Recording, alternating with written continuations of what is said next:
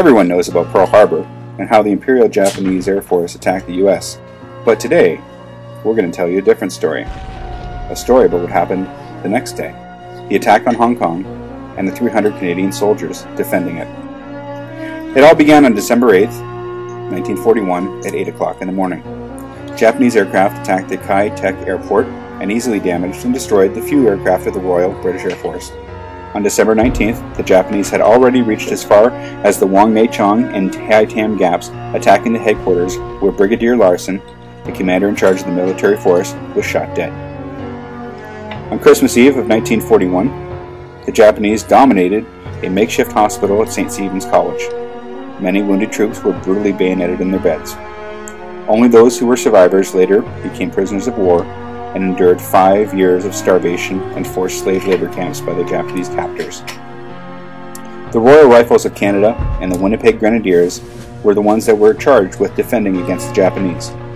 Although the Canadians in Hong Kong had little training, they were taught to fight with strong hearts for their country when faced with overwhelming odds, and they displayed the courage of seasoned veterans. Out of the entire British colony, a large percentage was the Canadian forces, and they had virtually no chance of victory, but refused to surrender until they were actually overrun, fighting to the end and never giving up.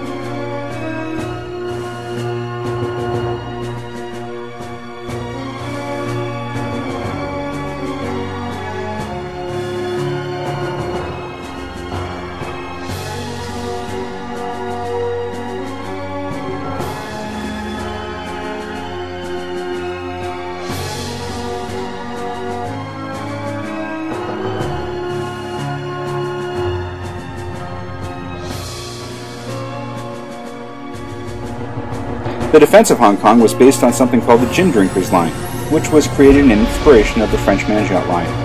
It was the only British line of defense during the Battle of Hong Kong and was designed to protect the southern areas from Japanese invasion. The line was constructed over 2 years and stretched about 18 kilometers. It originated from the Gin Drinkers Bay, a former bay in Hong Kong, which is now called Kwai Fong. It consisted of a series of defensive positions linked together by paths and trenches that were approximately 1.5 meters deep. Interesting fact to note is that a number of the paths and trenches were named after roads in London, England, in an effort to provide some familiarity to the British soldiers. Although the bunkers, trenches, and machine gun posts were designed to hold up to about 120 soldiers in each specific position, only 30 soldiers actually ended up defending the points during the battle. The severe insufficiency of troops is probably what accounted for the line's defeat.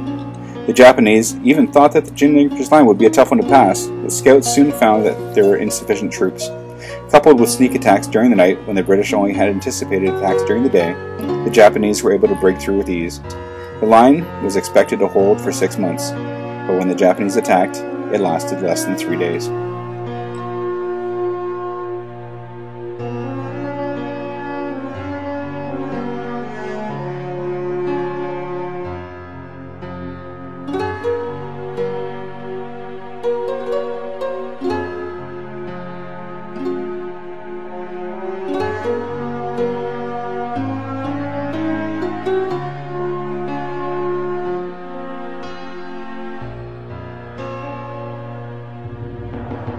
On Christmas Day, Hong Kong was officially lost to the Japanese, and almost 300 Canadian soldiers were slain and 493 were injured. It was one of the worst battles for the Allies in World War II. Remaining troops were sent to camps where they were forced to endure the hardships such as cruel torture and near starvation. We remember the soldiers of the Royal Rifles and of the Winnipeg Grenadiers and the sacrifices that they made in a conflict that is overshadowed by the media. Prisoners of war worked 12 hours a day continuously for about 800 calories per day, and many troops sent to Hong Kong never returned. Those that were forced to work in the slave labor camps, in total, 90,000 of them. Most of them were worked to death. Many of the troops sent to Hong Kong never returned, and were forced to work in the slave labor camps, including working on the Burma Railway and the bridge over the River Kwai, passed away and perished. Turn my mic up louder, I got to say something. Lightweight, step it aside when we come in. Feel it in your chest, the syllables get pumping. People on the street get panic and start running. Words on loose leaf sheet, complete coming. I jump on my mind, I summon the rhyme I'm dumping. Healing the blind, I promise to let the sun in. Sick of the dark ways, we march to the drumming. Jump when they tell us that they want to see jumping. I want to see some fist pumping. risk something, take back what's yours, say something that you know they might attack you for. Cause I'm sick of being treated like I have before, like a stupid standing for what I'm standing for, like this war's really just a different brand of war, like it doesn't cater to rich and abandoned poor, like they understand you in the back of the jet when you can't put gas in your tank, laughing away to the bank and cashing a check, asking you to have compassion and have some respect for a leader so nervous in an obvious way, stuttering and mumbling for nightly news to replay, and the rest of the world watching at the end of the day in the living room laughing like, what did he say?